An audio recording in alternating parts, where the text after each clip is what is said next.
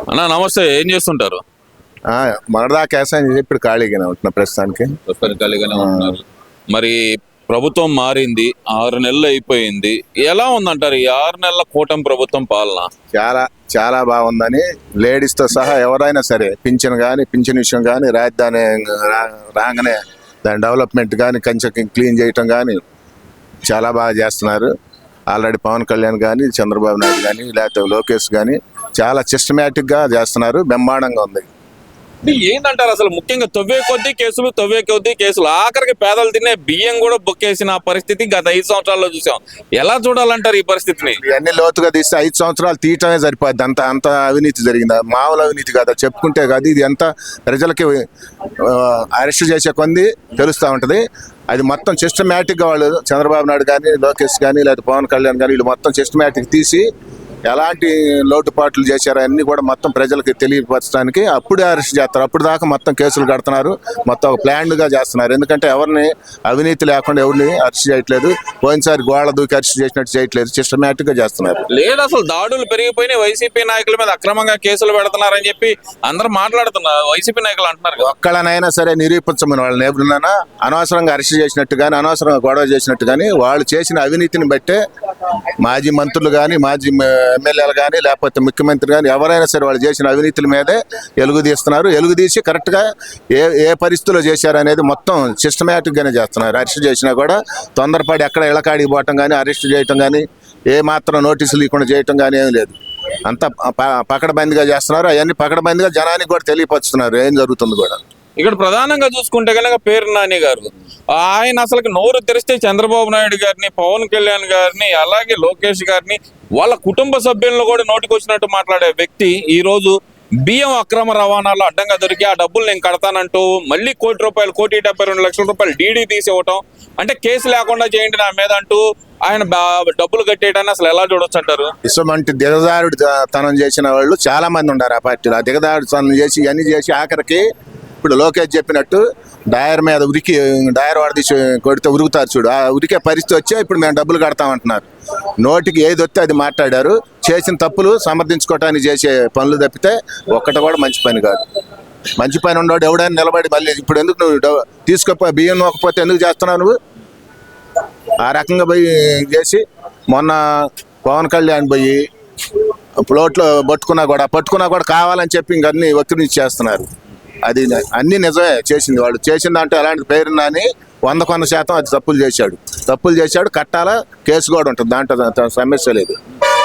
అంటే ఇక్కడ ప్రధానంగా చూసుకుంటే కనుక జగన్మోహన్ రెడ్డి హయాం నుంచి జరుగుతుంది. ఇప్పుడు జరిగింది ఈ 200 టన్నులే కాదు, దాదాపు 2,000 టన్నులు జరిగి ఉండొచ్చు అంటున్నారు కదా గోడౌన్. అది ఎలా చూడాలంటారు? అది పక్కాగా మంత్రి చూశాడు కదా, చూసి శాఖ మంత్రి మొత్తం ఎంక్వైరీ చేశాడు, పట్టుకున్నాడు, మిల్లుల్లో పట్టుకోవడం అనుకున్నది 2,000 టన్నులు నూకి వాస్తవమే. దాంట్లో చచ్చే లేదు. అంటే మా వాళ్ళు శుద్ధ పూసలు అని చెబుతా ఉంటాడు కదా జగన్మోహన్ రెడ్డి. వీళ్ళ అమాయకులు, వీళ్ళ దగ్గర డబ్బులు లేవు, అమాయకులు, చిన్నపిల్లలు అని చెబుతున్నాడు కదా. మరి అసలు ఆయన చేసే అన్ని తప్పుడు పనులు అయితే మరి చెప్పకేం చెబుతాడు. వాళ్ళు తప్పు చేసినా కూడా ఎక్కడ సామ్రాజ్యం ఇవ్వాలి. చంద్రబాబు నాయుడు ఎవరైనా చిన్న పొరపాటు చేస్తే దాని మీద ఎమ్మటే ఖండనిస్తాడు. మీరు అలా చేస్తే కుదరదు, పార్టీకి ఎక్కడైనా ఇబ్బంది జరగకూడదు అంటాడు. అట్లాంటి స్టేట్మెంట్ ఏ రోజన్నా ఇచ్చాడు ముఖ్యమంత్రిగా? ఏ రోజన్నా మంత్రులు చేస్తున్న తప్పులు, మంత్రులు తిడుతున్నా, ఇళ్ల పిల్లల్ని తిడుతున్నా, పెళ్ళాలను తిడుతున్నా, ఇది తప్పు అనే మాట ఎప్పుడైనా ఖండించగలిగాడా? లేదు. మరి అట్లాంటి పరిపాలన ఇచ్చాడు. అందుకనే 11 పోయాడు. ఆ 11 కూడా అసెంబ్లీకి రావడానికి వాళ్ళు కూడా మేము బాగా నీకు దండం పెడతాం, మేము టీడీపీకి వెళ్ళిపోతాము, మాకెందుకు మమ్మల్ని కొడతారు, పోతే మీరు చేసిన తప్పులు మేము కొత్త గెలిచిన వాళ్ళు మేము చేస్తాము, మాకెందుకు అంటున్నారు. అంటే రఘురామకృష్ణరాజు గారు చదువుతున్నారు, అయ్యన్న పాత్రుడు గారు చదువుతున్నారు. మీరు జగన్మోహన్ రెడ్డి నువ్వు అసెంబ్లీకి రా, నీకు తగిన సమయం మేము ఇస్తామన్నా కూడా ఎందుకని వెళ్ళలేకపోతున్నాడు అనుకోవచ్చు అంటారు. అసలు ఇవన్నీ ఉండే కదా, 151 వస్తే మనం ఏం చేసాము ఏం చేయలేదు మొత్తం ఈ అవినీతులన్నీ తోడతారని నేను పోవట్లే. ఇంకా పోయేది ఎందుకు? పోతే అసలు ఆ 11 మంది కూడా ఇక ఎవడు నోరు ఇప్పడానికి ఛాన్స్ లేదు అడగపోతే. అంటే సమయం ఎవరు అని చెప్పేది ఏమైనా వాదన మరి జగన్మోహన్? సమయం కాదు, నువ్వు పోవటానికి నీకు సమయం లేకపోతే సమయం ఇచ్చేది ఏముంది? నువ్వు పోతే సమయం ఇస్తారో లేదు తెలిసిద్ది, ప్రజలకు తెలిసిద్దిగా. నువ్వు పోయి మాట్లాడుతున్నావు, ఏ సబ్జెక్టు మీద మాట్లాడుతున్నావు, నువ్వు పోతే తెలుసుద్ది, పోకుండా ఎక్కడ తెలుసుద్ది? నువ్వు వెళ్ళాలి కదా సబ్జెక్ట్ మీద పోయి, నువ్వు సబ్జెక్ట్ మీద మాట్లాడు, నిజం ఏందో అబద్ధం ఏందో ప్రతిపక్షం చెప్పిద్దిగా. అప్పుడు అంటే ఇక్కడ ఓవరాల్ గా చూసుకుంటే జగన్మోహన్ రెడ్డి అంటుంది ఏంటంటే నేను జనం నుంచి జనం సమస్యల మీద పోరాటానికి నేను జనవరి 3వ వారం నుంచి జనంలోకి వస్తున్నా అంటున్నాడు. ఎలా చూడాలంటారు దీన్ని? మొన్న కార్పొరేషన్లు మొత్తం ఎట్లా వచ్చారు? నువ్వు చేసే పరిపాలన బాగుంటే వాళ్ళందరూ ఎందుకు వచ్చారు? ఇలా మొత్తం వచ్చి మొన్న చేరారు, ఇంకా చేరుతున్నారు కడపలో. మరి ఎందుకు వస్తున్నారు? నీ పరిపాలన బాగుండలేదని పూర్తిగా అర్థమైపోయింది వాళ్ళకి కూడా. నీటి సంఘాల కాడి నుంచి మొత్తం గెలిచారు. అసలు ఎలా చూడాలంటారు? కడప జిల్లాలో నీటి సంఘాల్లో టీడీపీ హవా ఎలా చూడాలంటారు ఇదంతా? అదే అంట్లా చెవట్ల పోయినసారి గెలిచినట్టే మొత్తం కొట్టుకొని పోదు. ఈ తూగుటికి ఏముండదు ఆడ. ఎందుకంటే వాళ్ళకి అర్థమైంది, కెమెడా అర్థమైంది. ఇప్పుడు పూర్తిగా అర్థమైపోయింది. నీటి సంఘాలు కూడా గెలిచే పరిస్థితి కంటే వాళ్ళ వల్ల ఎలాంటి అభివృద్ధి ఉండదని ఆల్రెడీ ఆ మేయర్లు కానీ వాళ్ళు కానీ, మేయర్ కూడా అయిపోద్ది మొత్తం కనవాళ్ళందరూ ఇటే వస్తారు. అంటే ఇక్కడ కడప మేయర్ కూడా పీఠం కదిలే అవకాశాలు ఉన్నాయి అంటున్నారు. మరి మొత్తం పట్టు జారుతుందంటే కనుక కడప జిల్లా మీద వైఎస్ రాజశేఖర రెడ్డి ముద్ర పోయే అవకాశం ఉందంటారా? పక్కాగా అయిపోయింది కాబట్టి ఇంకా కొద్ది రోజుల్లోనే ఆయన పుట్టినరోజు ఎప్పుడు ఉందంట, ఈ లోపే దానికి శ్రీకారం అయిపోద్ది. దాంట్లో ఎందుకంటే మనం చేసిన అవినీతి అనేది మన అంటాడు దేవుడు చేసినా సరే.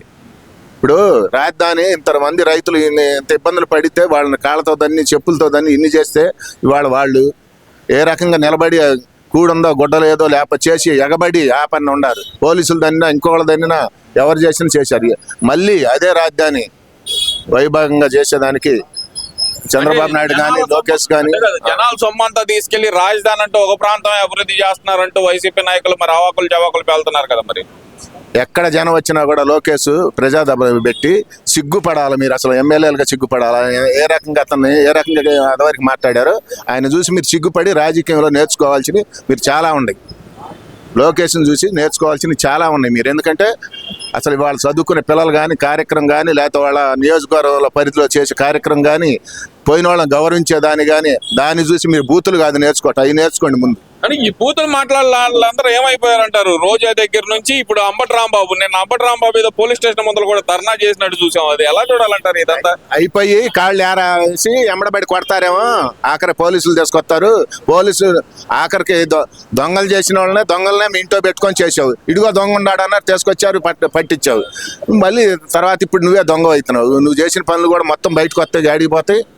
అది ఎలా చూడాలంటారు? ఈ బూతులు మాట్లాడిన కొడాలి నాని, వల్లభనేని వంశీ, రోజా, దూరంపూడి చంద్రశేఖర్ రెడ్డి, బిఎఫ్ మధుసూదన్ రెడ్డి ఏందంటారు? వీళ్ళందరూ ఏమైపోయారు? ఇప్పుడు మొత్తం జగన్ వదిలిపెట్టి ఎటుపోవటానికి దారి దొరక్క ఇవన్నీ తప్పుడు దారులు ఎత్తుకుంటున్నారు. వాళ్ళ పని పూర్తిగా అయిపోయింది. ప్రజల్లో పోవాలన్నా కూడా భయం, అరే మీరు అయితే ఇంత దుర్మార్గాలు చేశారని చెప్పి ప్రజలు నిందిస్తారని చెప్పి పోట్ల వాళ్ళు వైఎస్ఆర్ పార్టీ వాళ్ళు కూడా వాళ్ళు ఇంత చేశారు, ఇంత మోసం చేశారా వీళ్ళు మన అడ్డం పెట్టుకొని చేశారని కార్యకర్తలు కానీ నాయకులు చిన్న నాయకులు కూడా చాలా ఇబ్బంది పడుతున్నారు. నాయకులు ఇబ్బంది పడుతున్నారని మీరు అంటున్నారు. అసలు నన్నే ముఖ్యమంత్రిగా భావిస్తున్నారు ప్రజలు అని చెప్పి జగన్మోహన్ రెడ్డి చెబుతున్నాడు. అలా ఇతుక 11 కాదు కదా, ఆయన గెలిచేది కూడా ఖాళీ. 2028లో జమిలీ ఎన్నికలు వచ్చేస్తున్నాయి, నేనే ముఖ్యమంత్రిని కాసుకోండి, ఈసారి ఎంతకైత బదులు తీర్చుకుంటాను అంటున్నాడు కదా. కాకపోతే ఈ నలుగురు కూడా ఉండరుగా. ఈ నలుగురు కూడా ఇప్పుడు ఈ 11 మంది కూడా వెళ్ళిపోతారని ఇవన్నీ చేయటం. నువ్వు ఒక ముఖ్యమంత్రి చేసి మీ నాన్న కాడి నుంచి మంచి పరిపాలన ఇచ్చావని అన్నాడు. కనీసం నీటి సంఘం కూడా గెలవలేని పరిస్థితికి వచ్చిందంటే ఏ పరిపాలన ఎట్లా ఉందనేది. అక్కడ ఒక కడప ఎంపీ సొంత తమ్ముడు జగన్మోహన్ రెడ్డికి సొంత తమ్ముడిని అక్కడ మోహరించినా కూడా ఎందుకని పట్టుకోల్పోయాడు అనుకోవచ్చు అంటారు. అర్థమైంది, తమ్ముడు చేసిన తప్పులు మొత్తం ఆయనకి తెలుసు కదా. పట్టుకోలేదని మొత్తం మునిపి ఆయన పోతే ఎగబడే పరిస్థితికి వచ్చింది. సీఎం గారు ఉన్నప్పుడే పోతే ఆయన పోతేనే వచ్చింది. జగన్ పోతే తిరగబడ్డారు జనం. ఈ రోజు 3వ వారం నుంచి అంటున్నాడు కదా, మరి అప్పుడు ఎలా ఉండిద్ది అంటారు? మళ్ళీ పరదాలు కట్టుకొని వస్తాడు కానీ మామూలుగా రాలేడు. పరదాలు కట్టుకున్నా కూడా జనం ఊరుకోరు, దూకొస్తారు. ఇప్పుడు పరదాలు దూకొచ్చి పట్టుకుంటారు. జనవరి 3వ వారం నుంచి ప్రతి జిల్లాలో 2 రోజులు ఉంటాను నేను అంటున్నాడు కదా. ఉంటే జనమే సమాధానం చెబుతారు దానికి. ప్రజలే నువ్వేం చేసావు అనే దానికి సమాధానం జనమే చెబుతారు. అది మరి ఆయన మళ్ళీ అధికారంలోకి వచ్చేదైతే కల అంటారు. అసలు అది మర్చిపోవటమే. అభివృద్ధి అనేది పరుగులు పెట్టుద్ది. 1 by 1 అయితే కనుక ఎవరైనా ఒక్కసారి 6 నెలల్లో మొత్తం కావాలంటే ఏది కాలేదు. 1 by 1 చేస్తున్నాడు. మళ్ళీ నెక్స్ట్ పండగ కూడా మనకి కార్డుల విషయం కానీ లేకపోతే కొత్త పింఛన్లు కానీ అవన్నీ మొత్తం కల్పిస్తాడు. ఇళ్ల లోన్లు కానీ అవన్నీ గ్యారంటీ చంద్రబాబు నాయుడు ఒక 1 by 1 చేస్తున్నాడు. ఎక్కడ అనుకున్న ఏం చెప్పాడు అది పక్కా రాజధానిలో చేస్తాడు. అదే రకంగా మాకు ఈయన కానీ ఇప్పుడు శ్రవణ్ గారు కూడా మొత్తం ఎప్పుడు జనంతో టచ్గా ఉంటున్నాడు, బాగా చేస్తున్నాడు. బ్రహ్మాండంగా చేస్తున్నాడు. ఎక్కడ అవినీతికి అనేది లేకుండా శ్రవణ్ కుమార్ గారు ఎప్పుడు కూడా మచ్చలేని నాయకుడిగా చేస్తున్నాడు. రాజధానిలో ఉండాల్సిన వ్యక్తే ఎమ్మెల్యేగా ఉన్నాడు. మాకు అది సంతోషం.